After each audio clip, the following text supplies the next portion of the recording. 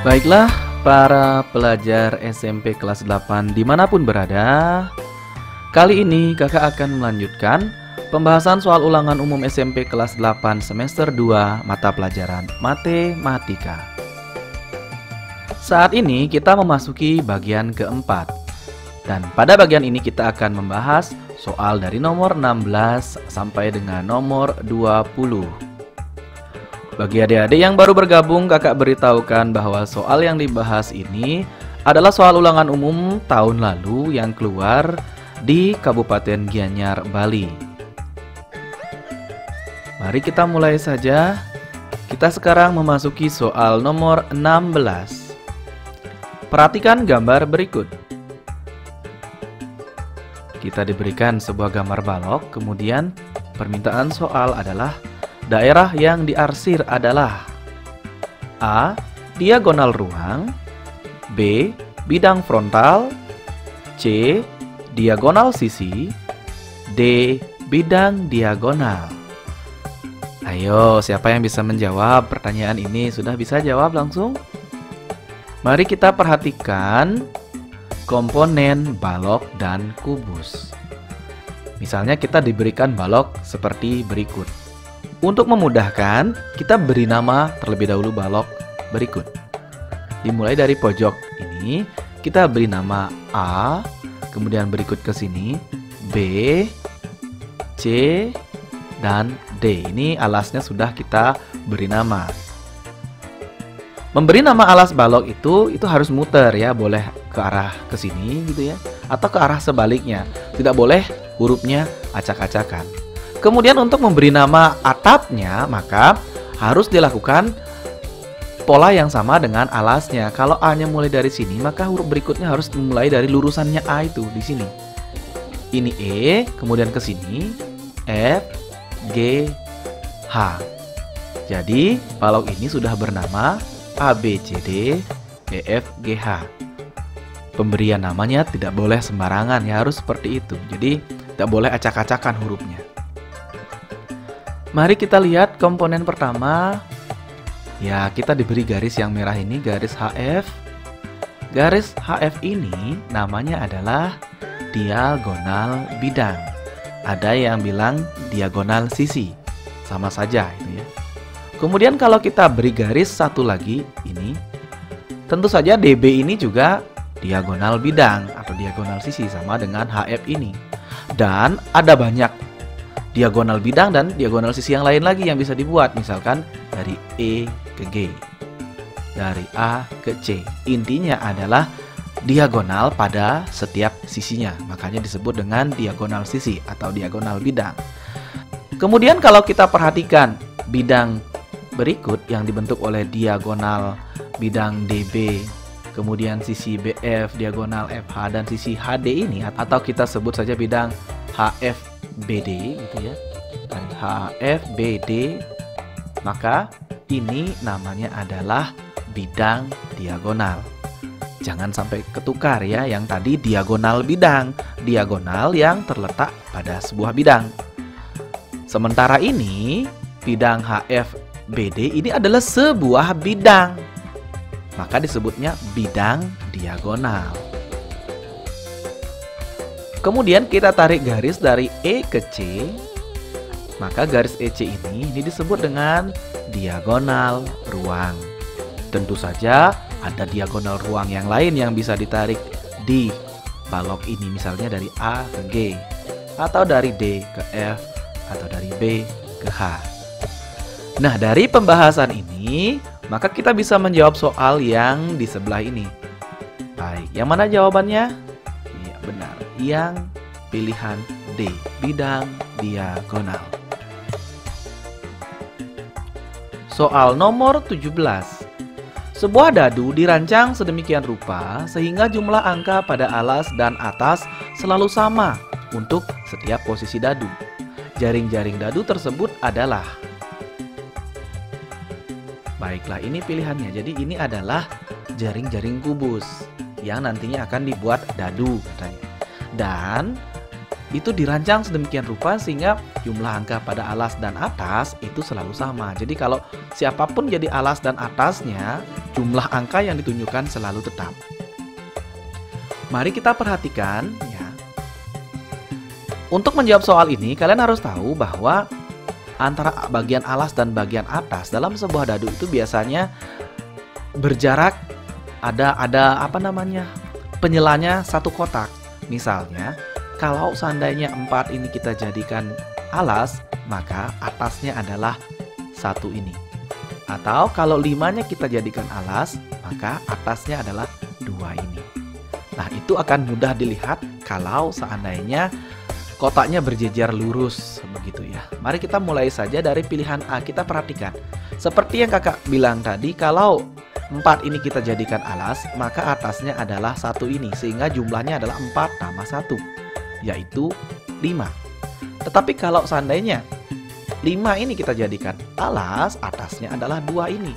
Kalau dijumlahkan hasilnya 7.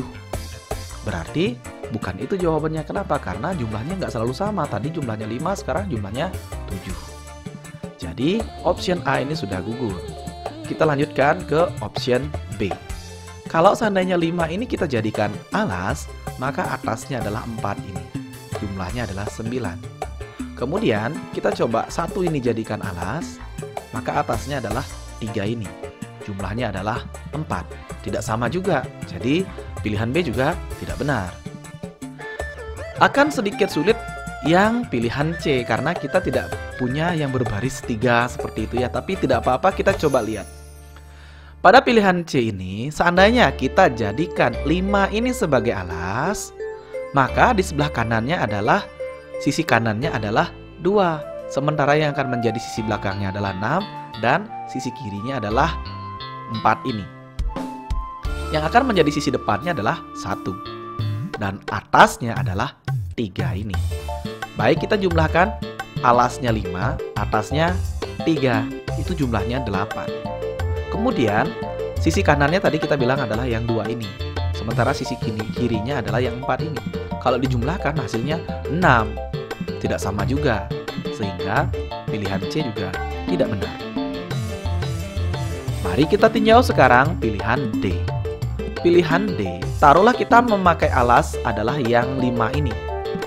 Yang angka 5 ini, yang titiknya jumlahnya 5 ini kita pakai alas, maka sisi belakangnya adalah 6, sisi samping kiri adalah 4, samping kanan adalah 3, sisi depannya adalah 1, dan sisi atasnya adalah 2 ini. Sehingga alasnya 5 dan atasnya 2 itu kalau dijumlahkan hasilnya 7. Kemudian sisi kirinya itu tembusnya sisi kanan ini. Ini jumlahnya juga 3 tambah 4, 7. Dan sisi belakangnya ini 6 dan sisi depannya adalah 1. Jumlahnya juga 7. Jadi dengan demikian pilihan yang benar adalah pilihan D. Soal nomor 18. Disediakan kawat yang panjangnya 6 meter akan dibuat kerangka balok berukuran 13 cm x 9 cm x 8 cm. Banyak kerangka balok yang dapat dibuat adalah. Ayo, silakan dicoba untuk mengerjakan terlebih dahulu dan kalian pause video ini. Baik, mari kita bahas. Pertama kita data terlebih dahulu. Panjang kawat adalah 6 meter. Tentu saja kita ubah menjadi cm. Berapa senti? Ya benar, 600 cm. Baru kita hitung panjang rusuk yang diperlukan. Bagaimana menghitung panjang rusuk? Panjang rusuk ya dijumlahkan saja seluruh rusuknya. Ya, rusuknya itu ada berapa? Ada 12 rusuk. Dari mana? Ya, itu sama dengan 4 kali panjang tambah lebar tambah tinggi. Jadi yang rusuk panjang ini ada 4, lebarnya juga ada 4, dan tingginya ada 4. Jadi kita jumlahkan, lalu kita kalikan dengan 4. Hasilnya adalah 4 kali 13 tambah 9 tambah 8. Ya, ini dihitung sajalah, hasilnya adalah 120. Lalu berapa banyak kerangka yang bisa dibuat? Ya udah, tinggal bagi saja panjang kawat ini dengan panjang rusuk ini. Hasilnya adalah 5. Sehingga jawaban yang benar adalah pilihan C. Soal nomor 19. Jika luas sisi-sisi balok adalah 20 cm persegi, 30 cm persegi, dan 24 cm persegi, maka volume balok tersebut adalah... Ya, ini pilihannya. Silakan kalian kerjakan dan pause video ini. Mari kita bahas. Terlebih dahulu kita gambar baloknya, begitu ya. Jadi balok ini memiliki ukuran yang kita beri lambang. Pertama adalah panjang, sisi ini biasanya dilambangkan dengan panjang. Kemudian ini adalah lebarnya, kemudian ini adalah tingginya. Lalu dari soal diketahui bahwa luas masing-masing itu sudah ada datanya, begitu.